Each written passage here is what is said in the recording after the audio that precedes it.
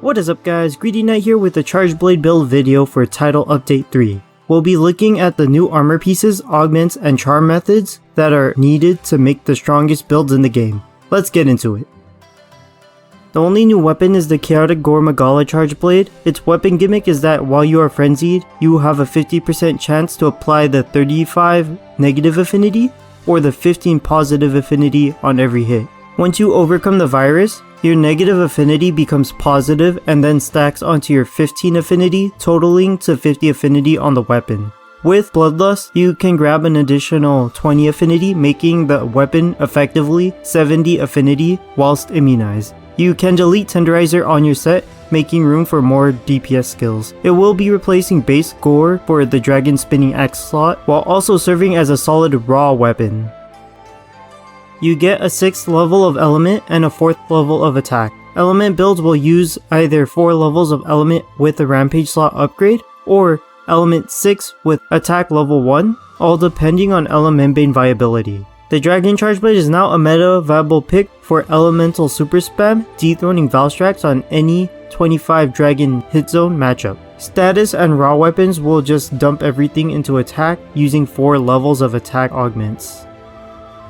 The new skill armor plus method will always deduct a skill from your armor in exchange for a new one. The RNG is better and you don't have to roll 10 times for a non-defense altering augment.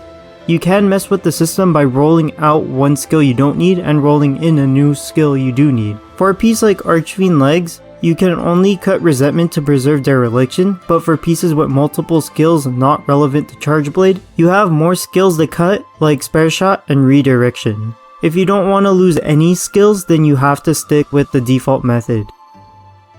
For the new Geckos to add to the staple skill roster, Element Exploit is the element file equivalent of Artillery for Impact file. You can run one level, but once you have your set fully augmented and the decorations crafted, you have zero reason to max it out for super spam sets. For Spinning Axe sets, you could stick to just one level. 2 levels of Teostra and Kushala Blessing are staple on every fire, water, and ice set, enforcing you to burn even more level 1 slots on the cheap skills. You might be required to use a level 3 or 4 element deco to make room for them. Adrenaline Rush, Sneak Attack, and Peak Performance aren't very useful for element file, but they have their uses for status and impact file. The Aurora charm method will let you grab any charm I'll be listing in a video moving forward. You roll for a specific skill guaranteed on the charm, just with varying levels, slots, and secondary skills. It costs 6,000 points to load up 10, and you have pretty good odds to get what you need. Skills like Rapid Morph can get the max level, while 7-point skills can get 2 to 3 points reliably with a secondary skill in tow. You'll aim for the Rapid Morph plus 3 2/2 slot, or the Attack 3 level 2 slot or better. The meta changes quite drastically for fire, ice, and water, replacing everything but the Archfiend arms. Chaotic Helm, chest, waist, and legs are used for the new unique skill pair of Strife and Berserk, granting a 15% element boost when your health bar is red, and 20% element when 60% of your health bar is red. While you can use Berserk's Blue Scroll shenanigans, you lose the element boost from Dereliction and your curio count. You should only swap to blue to prevent yourself from carding and just use the regular life drain gameplay.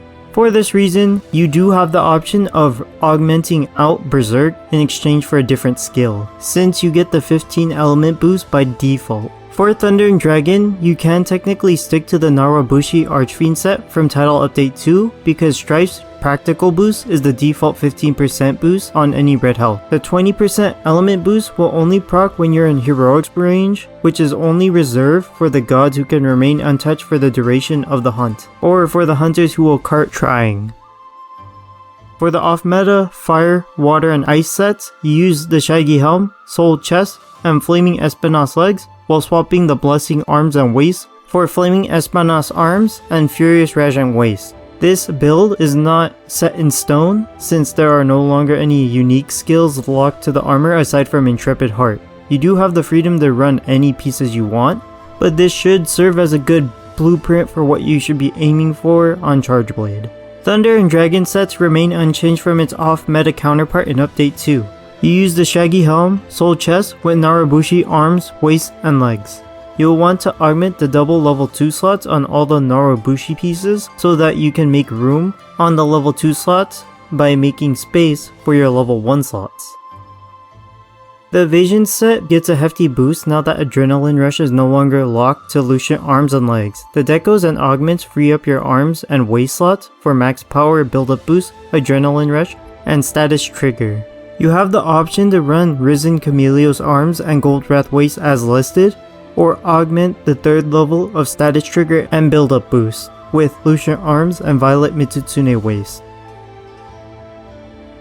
Overall, Charge Blade got a nice power boost, being one of the main benefactors of blessing skills. Paired with all the targeted RNG features in Title Update 3, it will be a good time to farm up perfect gear. You can use the Risen armor pieces to make some gimmicky builds, but they aren't specific to Charge Blade, so I haven't listed them here. Anyways, like if this video was useful to you, consider subscribing if you want to see more content like this. Comment down below anything you want me to cover. That's all I got for this one. Greedy Knight, signing out.